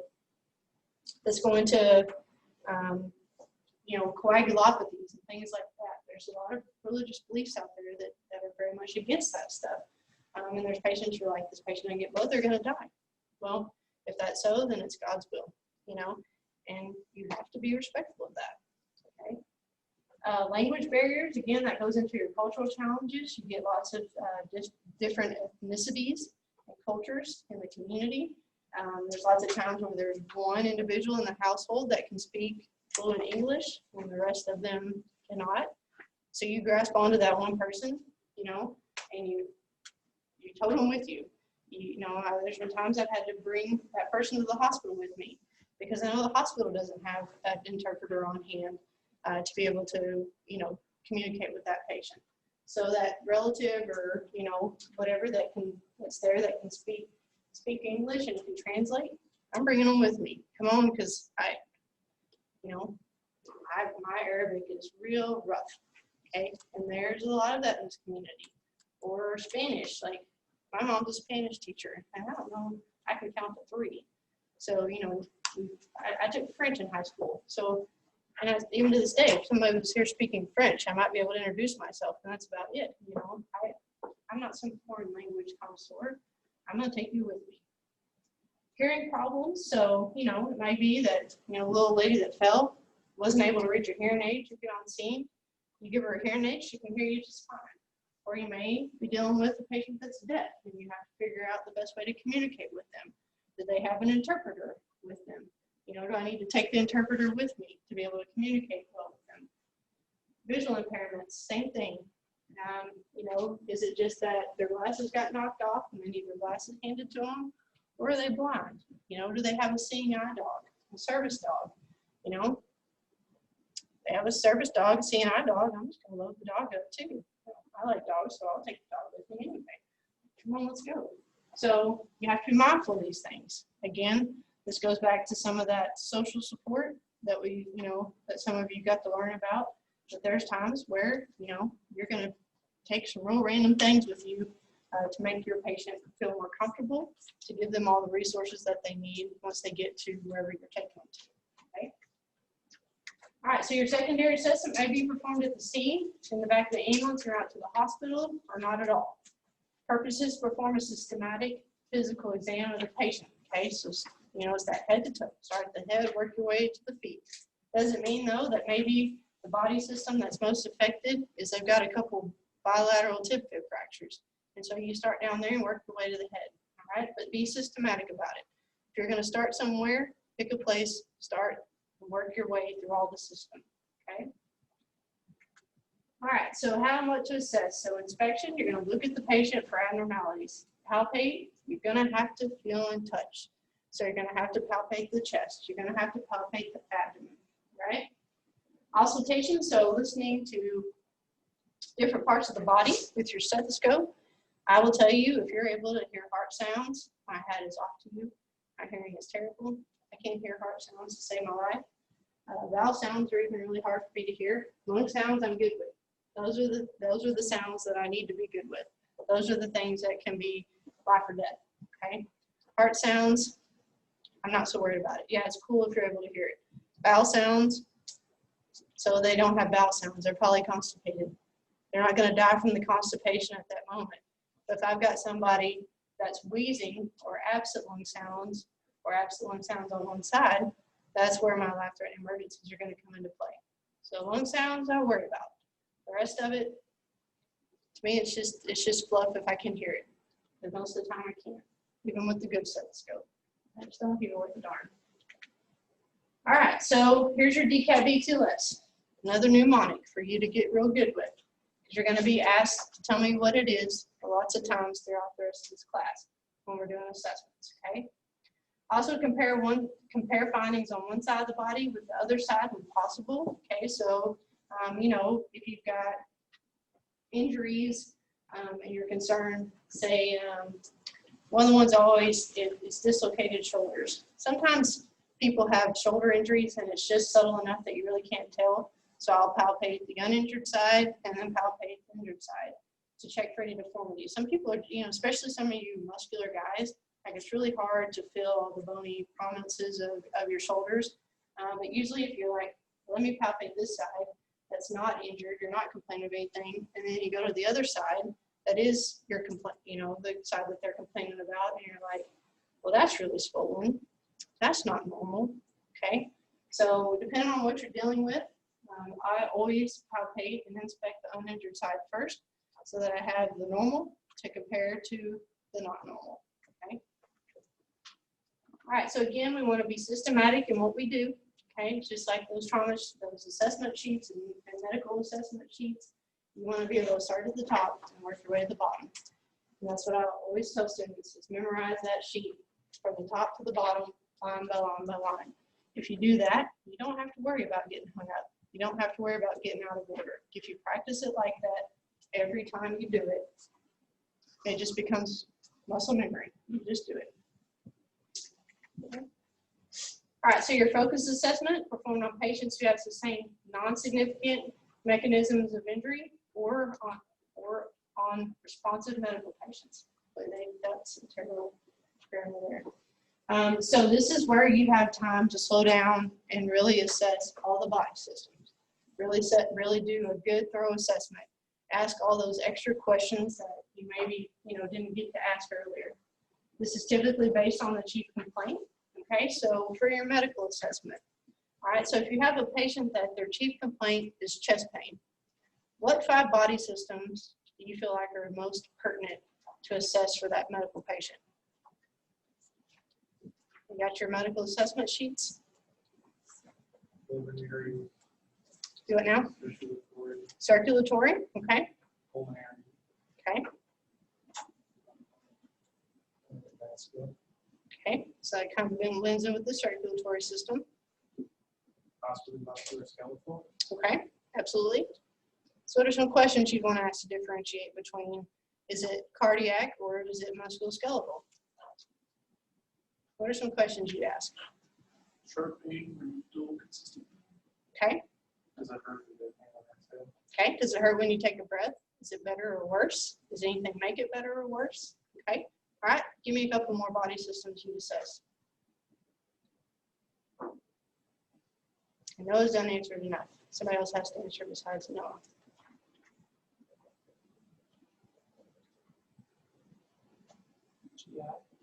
GI, absolutely. Okay. Could it be GERD, acid reflux, that's bothering them? All right. Need one more. Psychological. Okay, absolutely. Are you feeling anxious? Or they have an increased rate in effort of breathing? They have history of anxiety. I've ran those chest pain patients that are having just full-on anxiety attacks. You get them calmed down, you get their respiratory rate slowed down, put them on oxygen, and they're like, my chest pain went away.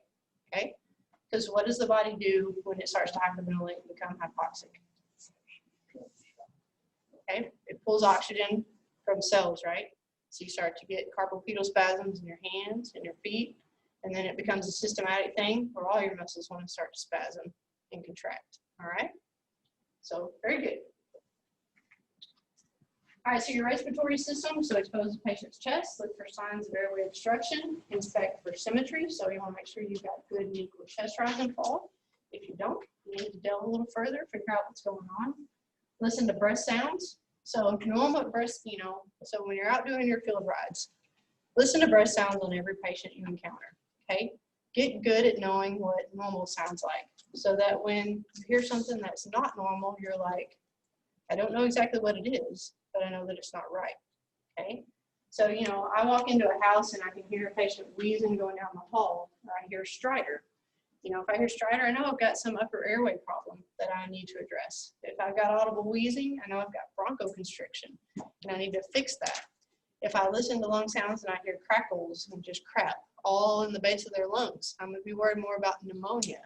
And do I need to provide positive pressure ventilations? Okay, so knowing what lung sounds correlate with is very, very important to what you do even as an EMT. So make sure you're listening to lung sounds on all your patients you encounter. All right. All right, so measure the respiratory rate, look for retraction and increased work of breathing. All right, so your cardiovascular system, so look for trauma to the chest and listen for breath sounds again. Consider the pulse, respiratory rate, and blood pressure, and then pay attention to rate, quality, and rhythm of your pulse. Consider your findings when assessing the skin. Again, if I tell you that a patient's pink, warm, and dry, are you concerned about their circulatory status? If I tell you that they're ashen and mottled, are you concerned? Okay. Check and compare distal pulses. So in trauma patients with cardiac tamponade, you can get unequal pulses from one side to the other. So you'll learn a lot more about this when you get into trauma, so don't worry about it too much right now. But there are some times where you will get some pulseless paradoxes or electrical alternans that really will throw you off. You'll feel for a pulse over here. It's a good strong pulse, and you go to feel a pulse on the other side, and you're like, well, that's weird. Okay, there's some underlying condition associated with that. All right. And then consider auscultation for abnormal heart sounds. Again, if you can hear heart tones, my hat is off to you. I will tote you around with me to listen to heart sounds because I can't hear them for the most part, unless they're just some really super skinny, no adipose tissue on their chest. Then I can typically hear it, but otherwise it's super hard for me. All right, so this is what I'll say about, vital signs. In adults, our ranges are consistent. You get into the pediatric population, and every age group has a different set of ranges, okay? So when we get a little more later into the course, and you get into the pediatric stuff, I'll get you some pediatric resources. So I've got a bunch from children's. I'll get those to you that you can keep, okay? If I go run a pediatric call, I'm using my resources. All of our medics here, when they go through the pediatric advanced courses, they sit with a resource card, drug dosages, sizing on equipment that they use, ET tubes, things like that. They're going to use their resources because from one category to the next can be drastic differences. Okay? So kids complicate things. All right, again, pulse quality, pulse rhythm, and blood pressure are going to be the things we want to make sure that we assess. Again, blood pressure range, if you even just look up here, so from neonate to adolescent, there's some pretty significant changes throughout there. Every age group is just a bit different, okay? So trying to keep that all straight in your head, so blood pressures, respiratory rates, pulse rates, none of us remember that stuff. We use our resources to make sure that we're providing appropriate treatment for pediatric patients, okay? All right, so your neurologic assessment should be performed with any patient who has changes in mental status, a possible head injury, stupor, dizziness, drowsiness, or syncope. Okay, so especially in the female population over the age of 35, syncope can be a significant finding. Okay, so if I have a female patient and we get called and they're like, I had a syncopal episode and now I'm just sick to my stomach, the first thing I do is I get a blood sugar and a 12 lead. Okay, women present very strangely at times with cardiovascular disease. And one of usually the early warnings is a syncopal episode. Okay, so, you know, a lot of people are, well, they just passed out.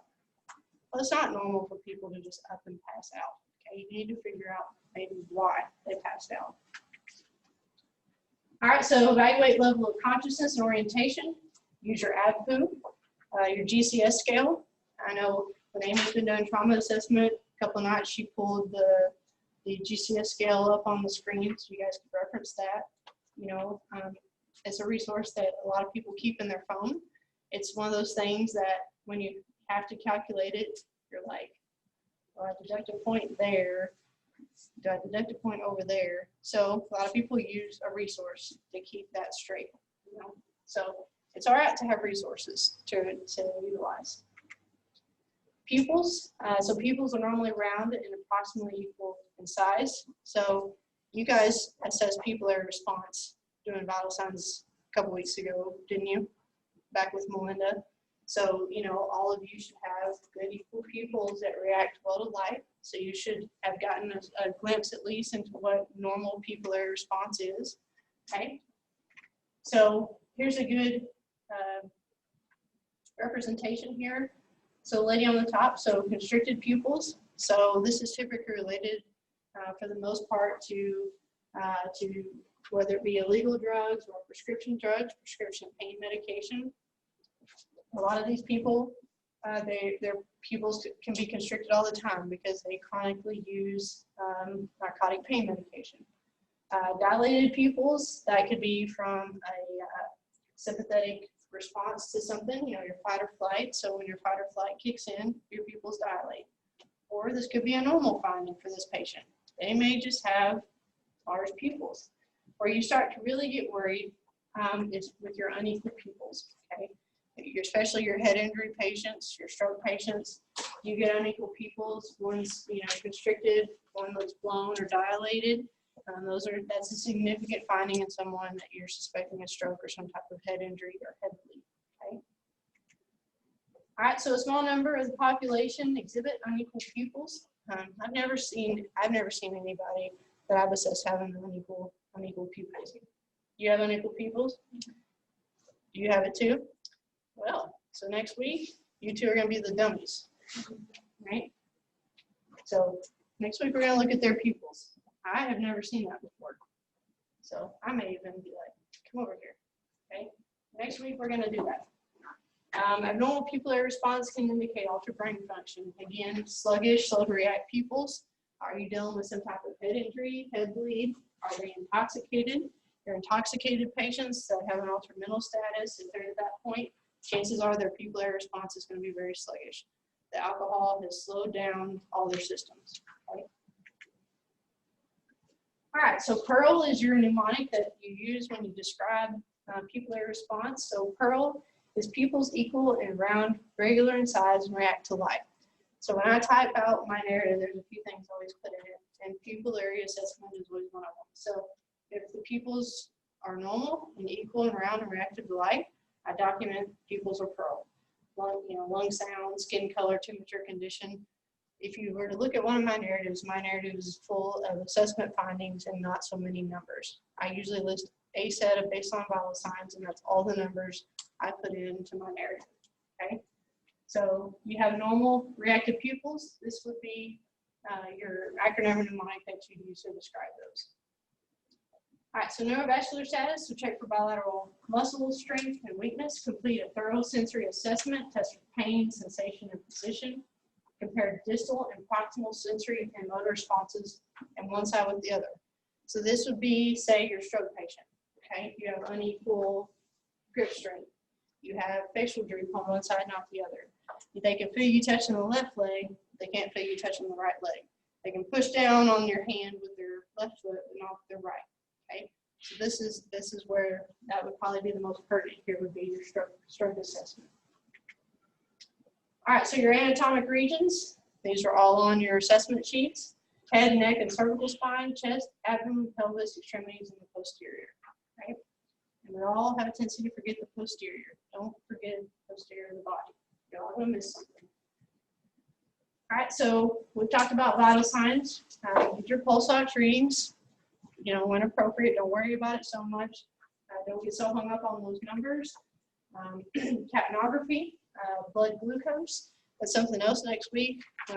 We're gonna take some blood sugars so that you get used to playing with that equipment. Okay. Non-invasive blood pressure measurement. So I always tell folks, it's good practice to get a manual blood pressure first, and then use your automated blood pressure devices to trend from that baseline. Okay. All right. So reassessment. Perform at regular intervals during the assessment process. So my rule is that if they're a stable patient, I reassess vital signs every 15. If they're unstable, it's every 5. And sometimes they're so unstable, I'm constantly reassessing. Okay. So there may be some times where things don't just fit into those parameters in those boxes. Repeat the primary assessment, reassess vital signs, look for trends. Like I said, I like to get that tells you a lot about if your treatments are working, if your patient's improving or they're declining, if some treatment you're providing is hindering, you're going to start to see your vital signs trend. Okay, so for me, if I'm giving fluids and I see that their blood pressure has gone from 80 over 50 to 100 over 60, now it's 120 over 70, I'm going to start to titrate my fluids back. So I'm going to titrate my treatments based on my vital sign trends. Okay. I reassess the chief complaint, make sure it doesn't change. Nothing's worse than the patient told you the whole time their chief complaint was a headache, and then you roll into the ER and they tell the nurse there that now their chief complaint is chest pain. And then you look really silly because, well, they told me the whole time it was a headache. When you get there, it's chest pain. Okay. Recheck and reassess your interventions, identify and treat changes in the patient's condition. So, their airway, breathing, circulation starts to decline. You may have to circle back around, and all of a sudden you're treating a life-threatening emergency. Okay. So again, unstable patients every 5, stable every 15. If they, like I said, sometimes they're so unstable that you're almost constantly pressing the blood pressure button. Okay. All right. So just a little bit of review. A couple questions here before I let you guys get out of here. All right, so during the scene size up, you should routinely determine all of the following except. I'll let you guys read through there and tell me what you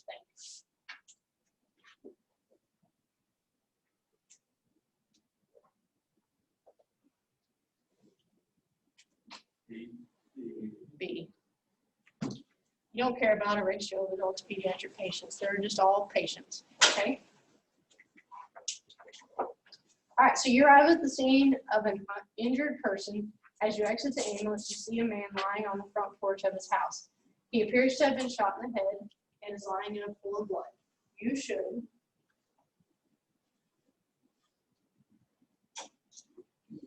D. Your safety and your partner's safety come first. Okay, there's not going to be a whole lot you can do there. All right, so findings such as inadequate breathing or an altered level of consciousness should be identified in the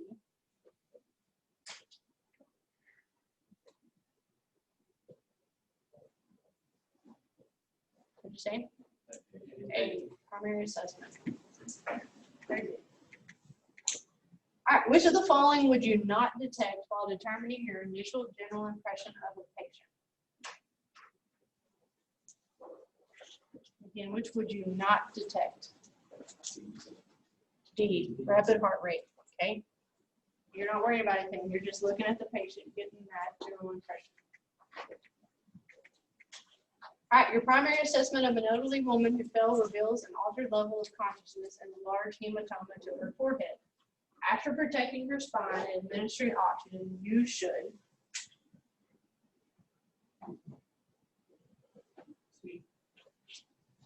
Any other thoughts?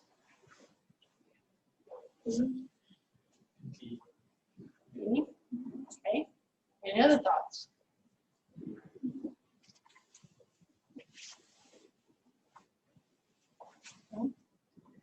Correct answer is B. You're going to perform that rapid exam, that blood sweep. Make sure there's nothing that you've missed, okay? All right, a semi-conscious patient pushes your hand away when you pinch his earlobe. You should describe his level of consciousness as C, responsive to painful stimuli. All right, assessment of an unconscious patient's breathing begins by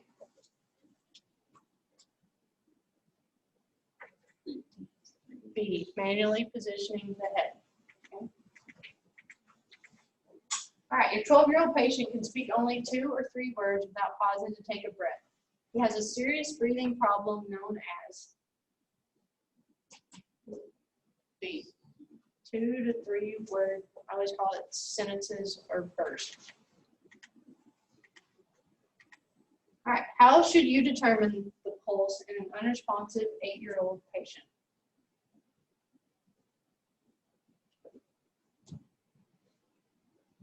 If they're unresponsive, where should we just immediately go? D, the carotid. All right, when assessing your patient's pain, he says it started in his chest but has spread to his legs. This is an example of what part of the OP-QRST mnemonic? C, radiation. Very good. All right, any questions about chapter 9? I will record chapter 10 lecture for you tomorrow and send it out on the, I'll send it out in email. It'll be on the YouTube channel, okay? All right, so those of you, we'll pause this real quick.